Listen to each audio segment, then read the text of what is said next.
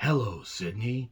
It's an honor and a possible return to form with Scream, directed by Matt Bettinelli-Olphin and Tyler Gillette, who directed Devil's Due and Ready or Not, the latter which was one of my favorite movies of 2019. Bloody, gory, fun. It was just so goddamn entertaining. And this is, of course, a continuation of the movies that were directed by Wes Craven, which I own all of. I don't really think that's goddamn surprising. I wonder if you can tell that I'm a goddamn Scream fan. Of course I am. And of course I wore this goddamn shirt to the theater. Because of course I fucking did.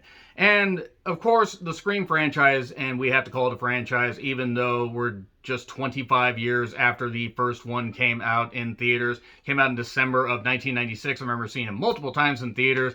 And I've loved the Scream movies. I retro-reviewed all of them. You can check that out if you would like. You can check out, where I had good, bad, or indifferent feelings about, some of the stuff. Now, I will admit, like any franchise, there are lulls, there are mountains, there are valleys, like the third one. The third one has a variety of reasons why it's not, necessarily revered as one of the best, but I'm a big slasher movie fan. As I said, got the Scream, the Scream collection here, and Scream 4, where everybody got on the floor and did the dinosaur. I also have many other slashers, like these, like the Halloween remake.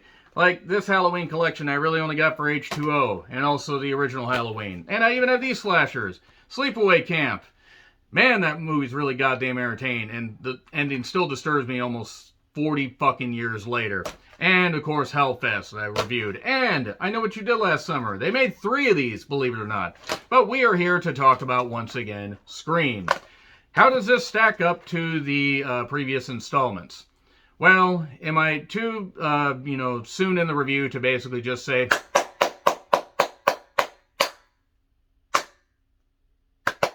great shit. This was really fucking entertaining.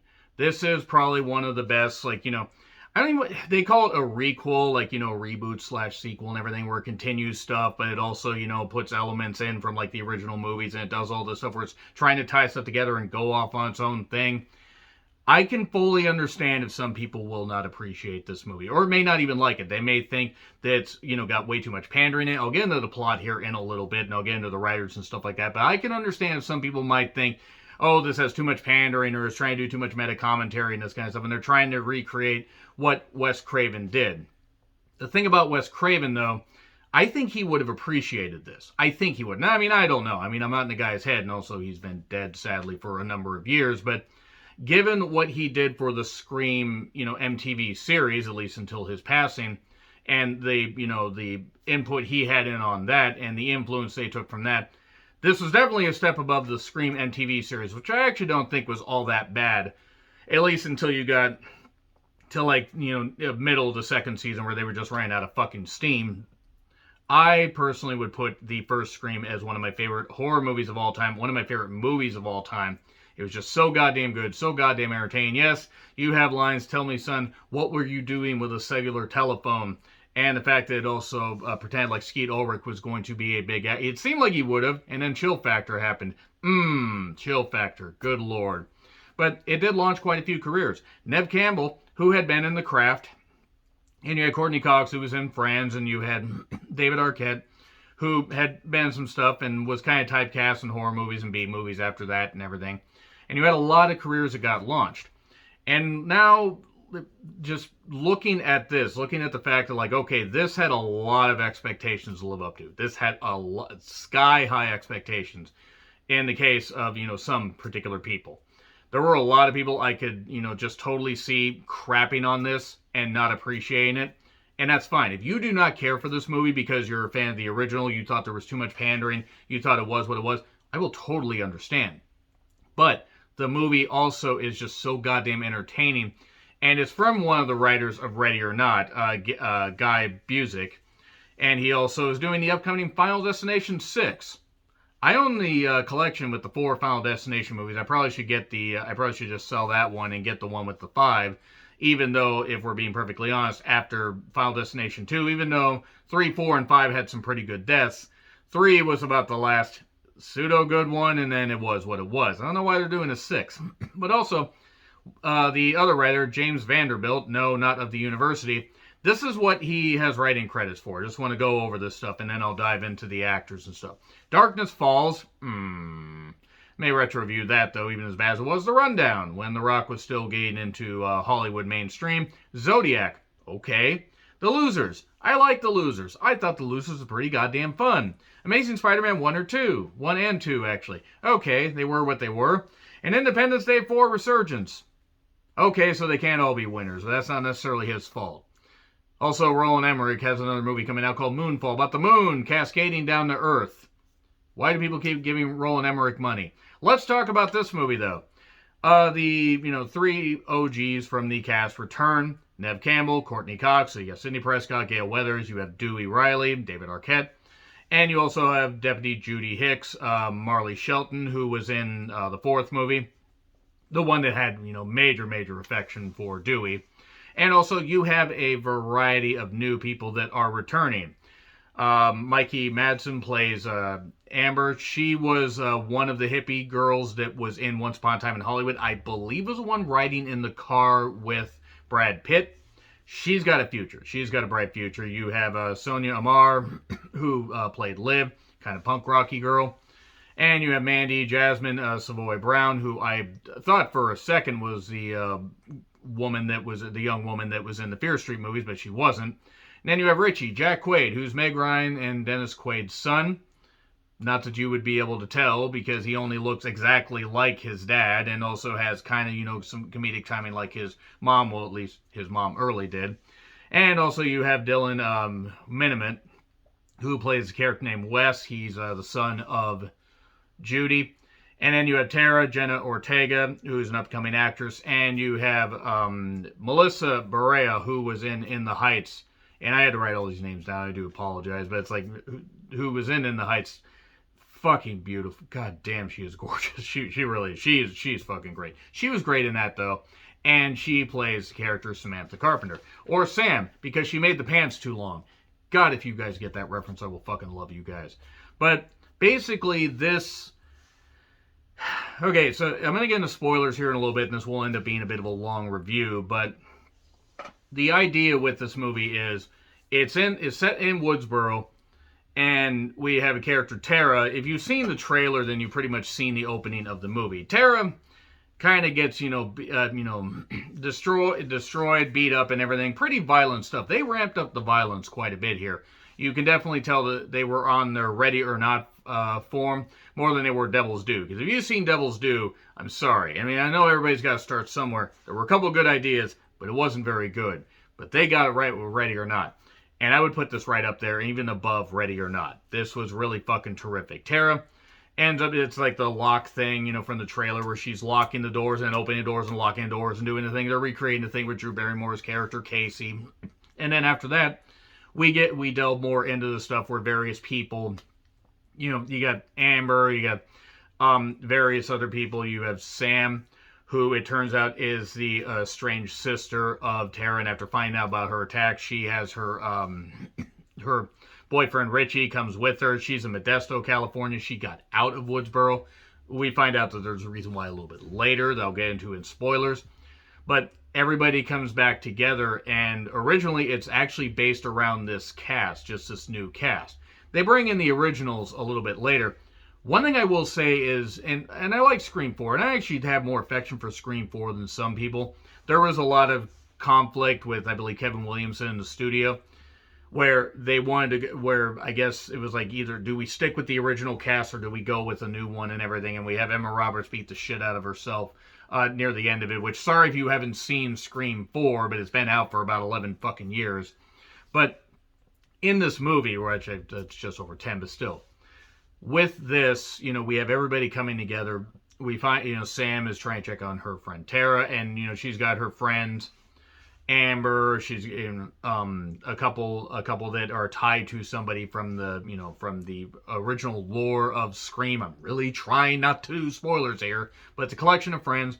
Tara's in the hospital, dealing with her injuries and everything. Like, there's this pretty brutal part with a foot that I will say that much, where I'm like, ouch, ouch, ouch. Now, from there, Sam is trying to figure out what's going on. She has her boyfriend Richie that comes with her, and they try to delve into this mystery as the bodies pile up. Now, with this movie, it gets more things right with Scream 4, where everything's up in the air The one complaint I do, or okay, maybe a couple minor complaints, because the original cast does come in. That's not a complaint, but they're almost a backdrop. By the time they're brought in, you're more invested in the new characters doing this requel right. And Mindy, who's kind of the smart one and everything, and you find out why a little bit later, she goes over the requel, stuff and everything where, it always ties back to the original, but they have to spurn off and they have to do this, and everybody is up in the air. Literally up in the air. It's like the fucking Forgotten when they drop down. No. She talks about all the rules and everything. Gee, I wonder if that sounds familiar at all. And there are various points where, and this is where the, minor complaints come in. There is quite a bit of meta commentary to the point where they're almost, hitting you over the head with it. I'm not going to hit myself too hard because I'm not angry about it. But there are a few times where it's like, okay. It's also talking about, like, are people too influenced by horror movies and by social media and stuff like that? And are they getting wrapped up in their own heads? Like, are they really responsible for this? Or are they taking this stuff too seriously? And then also the fact that it's very obvious from the beginning, like, or not from the beginning, but pretty much from, I would say, 20, 30 minutes in, who the killers are. Like, it's not that they do a bad job of it, and it makes sense when they get to the conclusion, but that was my only thing where I'm like, okay, it could possibly, no, it's got to be this. No, we're going to go back to that. And it turned out that myself and my best friend, one of my best friends I was watching this with, one of my best friends of over 20 years, by the way. If you have a friend that you can hold on to or whatever, make sure that you stay friends with them. Because it's great to have people that you can crack jokes with and just laugh about when you're driving home in the car.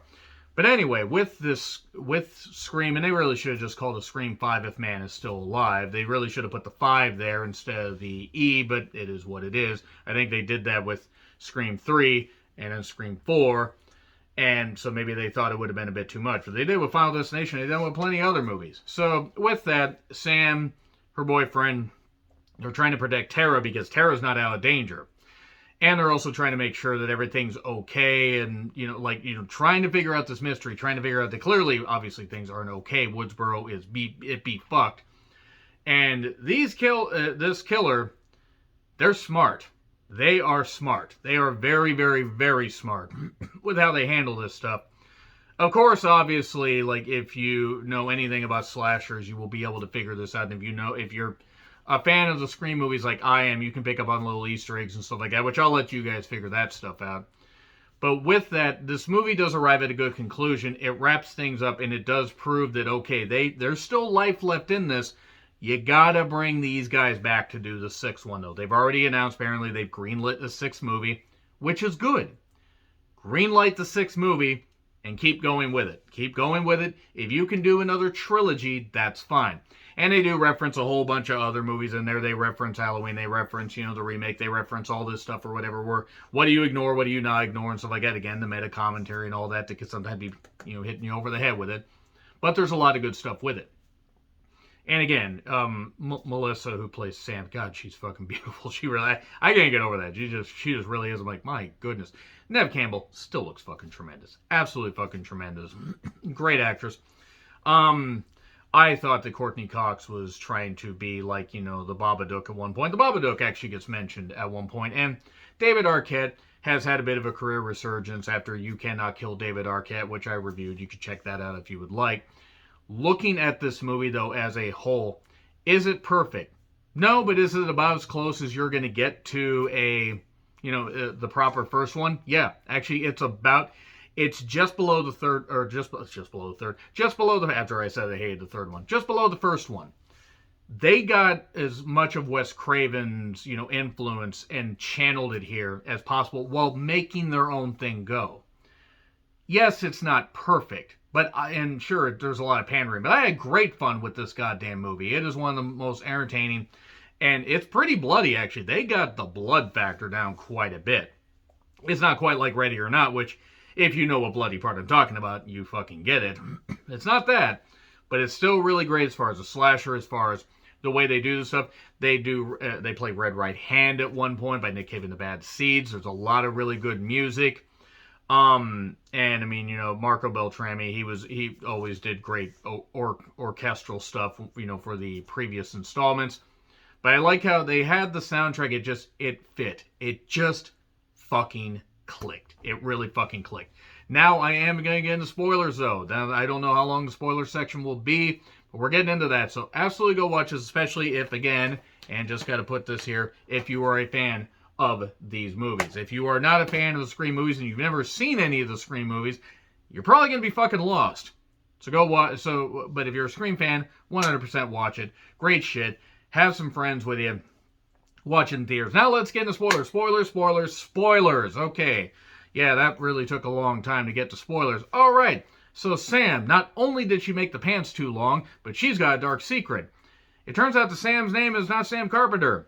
It's Sam Loomis. Does the name Loomis sound familiar? Yeah, she's the daughter of Billy Loomis. Yeah. You know, it's kind of funny, actually. They remember the whole thing back when, Billy was upset because Sidney's mother fucked his dad and his dad left him, and then him and Stu went on the killing spree and stuff like that and all that. We get all those juicy references in this movie too. Well, it turns out that Billy actually slept with somebody's mom, as Sam's mom, and she's the daughter. She's his daughter. The dad raised Sam as his own until she found out in a diary entry, like stuff that was up, she was looking for Christmas presents, and the dad left. And that's why Sam left. Not only did she make the pants too long, but she ruined the goddamn family, she felt. Tara was like, why didn't you tell me? This kind of stuff. Yeah, she's a younger sister, but still. Now that's pretty much right there. So there's a question. She's taking these antipsychotic drugs. She's picturing her dad. Great de-aging technology, by the way, on Skeet Ulrich, since I don't think he's looked that way since about 2000. But so the whole idea is, maybe she could be the killer. Maybe we're doing this. Maybe we're doing a Jason. Was it 4? Was it 4 or 5 that they did something like that? I don't remember. It was one of those two. They did something like that. Are we going to go with this? Are we going to go with, possible, like a Freddy thing? Oh no, could, Freddy be in the real world? Or could somebody just be doing Freddy's killings, carrying the stuff on? Could we get supernatural shit, like in one of the Halloween movies we don't fucking talk about? Oh, hi, Chris and Michael Myers. I didn't fucking see you there. So anyway, this movie has a way of just wrapping things up properly while also making it to where it's clear that anybody could die. And what do I mean by anybody could die? Well, there are certain people related to various characters. There's Mindy and her brother. They're related, or Randy. It turns out Randy was their uncle. And Randy's sister is still very much alive. The girl that was in Welcome to the Dollhouse, whose name escapes me right now. And she was also had a brief cameo in Scream 3, where she introduced, she brought in that tape and everything. Hey, come back and see us. So she's there. And they go over the requel stuff and whatever and that kind of stuff. And this is where Dewey had gotten brought back in because Sam and Richie are talking to him. Right after a hospital scene where Tara's all scared and everything, and Tara, she had just told Tara this stuff about being, all the stuff that she did, and she wrecked the family and felt like that. And that was a lot to deal with somebody, Tara, that had just been stabbed and beaten up repeatedly and everything, and had her ankle fucking broken, and that was a brutal, oh God, that was brutal. That was a great opening, but, oh God. Anyway, Richie hears all this, and, Sam, she might as well just look at the goddamn camera and said, this point where, somebody is, you're supposed to yell at the character, get the hell out of here. This is that scene. This is that point. But Richie isn't going to leave. Why is Richie not going to leave? Well, I mean, come on. Come on. He's one of the killers. Because, of course, they got to kind of retcon and go back to the original and stuff like that there. And they tried a bunch of twists and turns, but it was very obvious he was one of the killers when he didn't leave. And then also we focus on, Amber, who Tara was texting and this kind of stuff. And, oh, no, this isn't Amber and this kind of stuff. You should answer that phone. And Ghostface is on there. And then, she gets all beat up and stuff like that. So Amber and the friends and Sam and Richie are trying to figure this stuff out. Sam and Richie go talk to Dewey. Dewey's no longer a sheriff. They kind of force him to retire. And he's drunk and all whatever, but he decides to go help them because he still has affection for Gale, even though they broke up a while ago. We find out a little bit later why. Because he felt that he couldn't cut it as being a big time, sheriff, whatever. He just didn't fit in the area. So he went back to Woodsboro and they broke up. I believe it actually kind of reflects in real life because by the fourth one, they were no longer together. And there was a variety of reasons, and David Arquette has gotten over his demons, and great for him. So Gale is doing news report stuff. More bodies pile up, like Hicks. Hicks at one point. She leaves to go let her son, or have her son, or go get sushi while her son's taking a shower. Well then, oh no, Ghostface calls, and he's like, he's going to be dead by the time you get back. And this is in broad daylight. She gets back there, he's taking showers, this kind of stuff, and Ghostface stabs her in broad daylight on the goddamn walkway. Just on the walkway. And ends up killing his son. And there's a lot of really, really good... They actually build the thing with Wes actually pretty well, where it's like, oh, behind the door, no. Oh, behind the door, no. And he dies. And it's good stuff. It's really, really good shit. Then we get more and more stuff as far as, like, what characters are, responsible for all this, and, what characters are going to die next. We do get a lot of hospital scenes because Tara's there for most of the goddamn thing. So we Halloween 2, the original Halloween 2, that is. Not Halloween Kills. Evil dies tonight, and that script was brain dead. We have, Tara being protected, this kind of stuff. Since Hicks died, the hospital is all the cops are away from the hospital. Because apparently Woodsboro only employs about 5 sheriffs. And then Tara gets targeted while Sam and Dewey and Richie are taking care of this. And Ghostface shows up and starts beating up Tara and everything. And he's on the phone. Or Killer's on the phone with her. And she's like, maybe I'm just stalling. They peer out of there. They peer out of the goddamn elevator. Dewey ends up shooting him, basically. They rescue Tara. But then he's like, wait a second. You gotta shoot him in the head or otherwise they won't come back. So he goes to kill him. And then the phone rings. Just enough of a distraction for the person, basically, to get at them. A little bit before that, Dewey had said, he's battling him. No, not tonight. Not today. And then the killer gets him. Stabs him both sides. Yes, today. So Dewey dies. The Dewey decimal system. I can't tell you how ashamed I am of that joke, but how proud I am at the same time. So, basically from there, Dewey is dead. Gale's upset. Sydney had been contacted by Dewey a bit before, so she shows up, and she tries to tell Sam, look, first you made the pants too long. I'm sorry. I can't get that out of my head. MST3K episode and Barbra Streisand, reference, Human Centipede them together, and now it's all in my head. But Sam, you made the pants too long, and also if you try to leave, the killer's just going to follow you. Meanwhile, there's a party going on at a very familiar house. The same house, that... Stu and Billy, and, the party and everything and all that. Remember the old Woodsboro house? Yep, same house. Same goddamn house. Why? Because you got to come back to the beginning. So, the party ends up in, this kind of stuff, because Richie shows up with Sam, and they do all that. Whatever, more bodies have piled up by this point. One of the, Mindy's brother ends up getting killed, because he kind of refuses advance, or he kind of says to his girlfriend, well, you're kind of... says to Liv, who's dressed like a very, very nice punk rock girl. Skater girl says, see you later, girl. I'm worried that you might be the killer. What? How could you say that? And then she tears off. Well, then he ends up looking for her and on this app thing, and he ends up getting killed. Ends up getting a cut in the, the thigh, or the femoral artery, I believe, down in the thigh, right by the groin. Man, and things were looking so up for his testicles so much, like 3 minutes before. Up, if you'll see what I did there. He gets killed, and they have stopped at this party because since Amber is Tara's best friend, they, there was an old, there was a, spare inhaler there because she was always over there so goddamn much. Ignoring the fact that nobody thought that there was a murder house right there. But what ends up happening is people leave.